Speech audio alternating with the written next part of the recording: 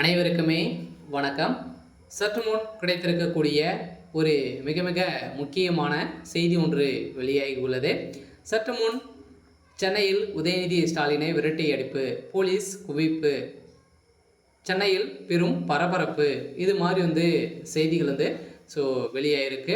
இப்போ சமீப காலத்தில் பார்த்தீங்கன்னா திமுகவில் சம்பவம் மேலே சம்பவம் நடந்துருக்கு இல்லையா. ஸோ டாஸ்மாக் கூடிய நிறுவனத்தில் நடந்த 2வது முறையாக நடந்த ரைட்டின் அடிப்படையில் இப்போ உதயநிதி ஸ்டாலின் அவர்களுக்கு இதில் லிங்க் இருக்குது அப்படிங்கிறத அவங்க பார்த்தீங்கன்னா கண்டறிந்த நிலையில் இப்போ அதிரடியாக திடீர்னு டெல்லி பார்த்தீங்கன்னா முதல்வர் ஸ்டாலின் அவர்கள் சரணடைந்திருக்காரு. ஸோ இதை தொடர்ந்து தான் இப்போ உதயநிதியுடைய கதை முடிய போகுது. சில சென்னையில் உதயநிதி ஸ்டாலின் இன்று பார்த்தீங்கன்னா மக்களை சந்தித்து பேசியிருந்த நிலையில் அங்கிருந்த மக்கள் திடீர்னு பார்த்தீங்கன்னா விரட்டடித்த சம்பவம் அங்கு பரபரப்பை நிலவிற்கு. ஸோ இந்த நிலையில் தான் திமுகவுக்கு ஒரு முற்றுப்புள்ளி வைக்கக்கூடிய விதமாக தான் இப்போ வெளியாகிருக்கு.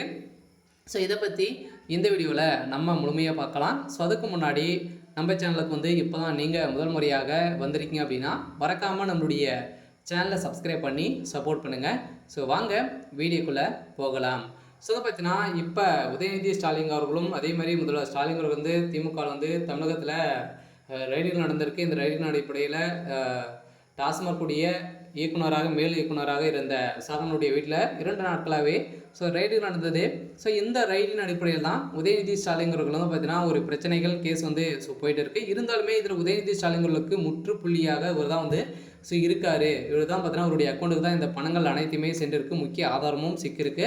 இந்த ஆதாரத்தின் அடிப்படையில் இன்று பார்த்தீங்கன்னா சில விஷயத்துக்காக கட்சியின் வேலையாக சென்னையில் பார்த்தீங்கன்னா மக்களை சந்தித்து அங்கே பார்த்தீங்கன்னா அவர் ஓட்டு வாக்கு சேகரிக்கக்கூடிய நிலை சென்றிருந்தார். இந்த நிலையில் தான் பார்த்தீங்கன்னா உதயநிதி ஸ்டாலின் அவர்கள் அங்கு விரட்டி அடிப்பு ஏற்பட்டது.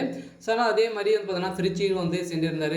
திருச்சியிலும் பார்த்தீங்கன்னா திருச்சியில் இருக்கக்கூடிய மக்களும் பார்த்தீங்கன்னா ஒரு சில மக்களாக பார்த்தீங்கன்னா செருப்பை வீசி விரட்டடித்த சம்பவம் அங்கு பரபரப்பை ஏற்படுத்தியிருக்கு. ஸோ இந்த நிலையில் தான் திமுகவுக்கு ஒரு கேள்விக்குறியாகவே மாறியிருக்கு. இருந்தாலுமே உதயநிதி ஸ்டாலின் விரைவில் கைது செய்யப்பட போகிறாரு. அதனால் வருகின்ற சட்டமன்ற தேர்தலுக்குள்ளேயே பார்த்தீங்கன்னா திமுகவுடைய கதை ஒட்டுமொத்தமாக முடிய போகுது. சில திமுகவை பொறுத்தளவுக்கு செல்லியாக இப்போ உடைந்திருக்கு இல்லையா. ஸோ திமுக பார்த்தீங்கன்னா நிறைய பேர் வெளியில் செல்ல போகிறதாகவும் ஒரு தகவல் வெளியாகி வருது. அதே மாதிரி முக்கிய புள்ளியாக இருந்த செந்தில் பாலாஜி, பொன்முடி அவர்கள்லாம் பார்த்தீங்கன்னா இப்போ அதிமுகவில் இணைய போகிறதாக ஒரு பரவலாகவே பேசப்பட்டு வருது. டீலிங் வைத்திருக்கிறதாகவும் ஒரு தகவல் வெளியே இருக்குது. ஸோ இந்த நிலையில் திமுகவுக்கு ஒரு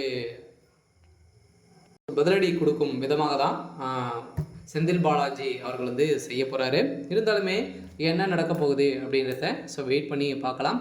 ஸோ இது மாதிரி செய்திகளை தெரிஞ்சுக்கணும் அப்படின்னா மறக்காமல் நம்மளுடைய சேனலை சப்ஸ்கிரைப் பண்ணி சப்போர்ட் பண்ணுங்கள். தேங்க்யூ.